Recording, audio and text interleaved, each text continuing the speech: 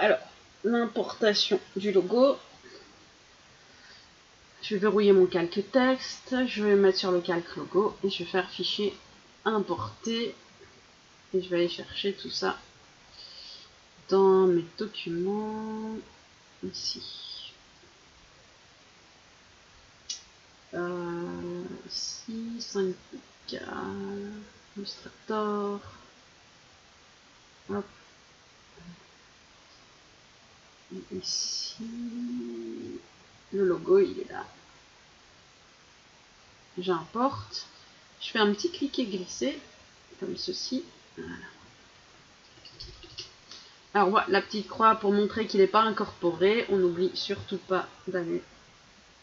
Ici chez moi c'est dans propriété incorporée, mais chez vous ça peut être ici dans la barre d'options.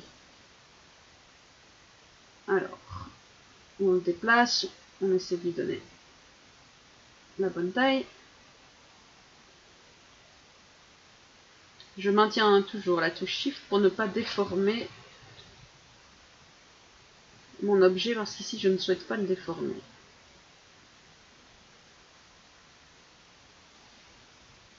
Voilà. J'ai mon logo intégré. Voilà.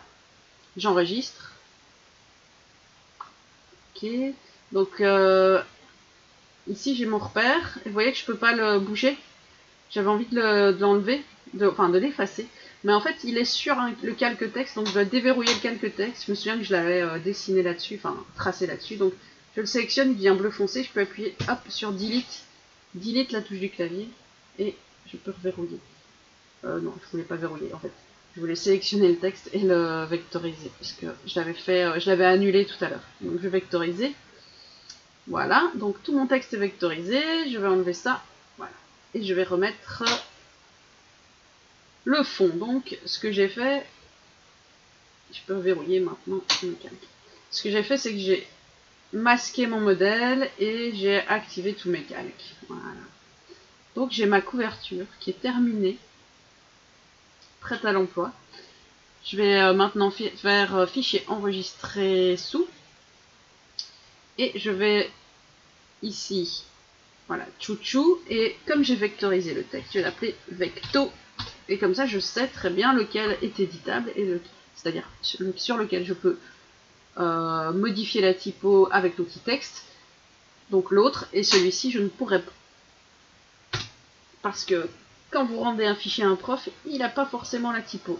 Quand vous envoyez un fichier à un imprimeur, eh ben c'est pareil, il n'a pas forcément la typo.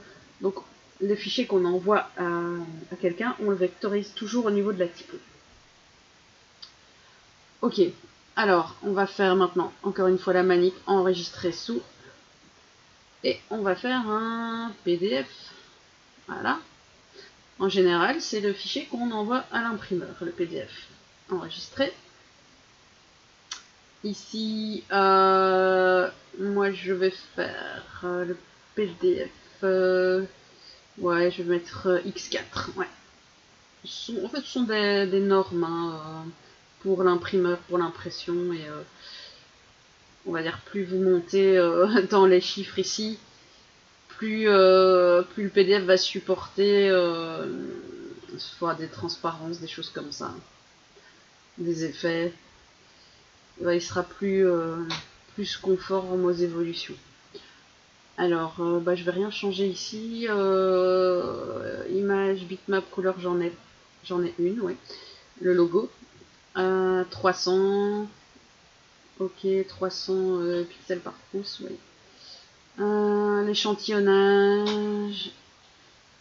Je laisse comme ça. Regardez si vous avez tout comme ça. 300, 300, 1200. Et pour la qualité, ici je mets rien. Je n'ai pas créé de fond perdu, etc. Donc ici, je ne change rien non plus. J'enregistre le PDF, oui. Je pense pas que j'ai coché la case afficher le PDF après exportation. Donc je vais aller regarder. Il doit être sur le bureau. Voilà. Chouchou Vecto, voilà. Et vous voyez, j'ai pas les nuages qui dépassent. Hein. Voilà. Alors, je vous avais demandé aussi de faire un export en JPEG. Eh bien, c'est pareil, vous faites fichier, exporter, exporter sous. Voilà. JPEG. Et vous faites...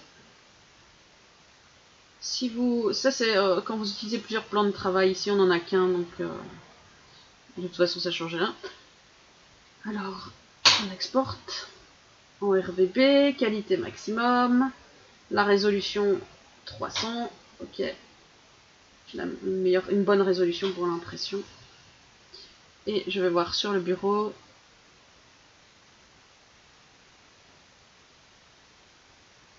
Mon JPEG est bien ici. Et voilà. Ça va. Vous voyez que quand je zoome, du coup, au bout d'un moment, on commence à voir des petits pixels. Voilà. Et ensuite, vous m'envoyez tout. Ou vous me rendez tout en classe.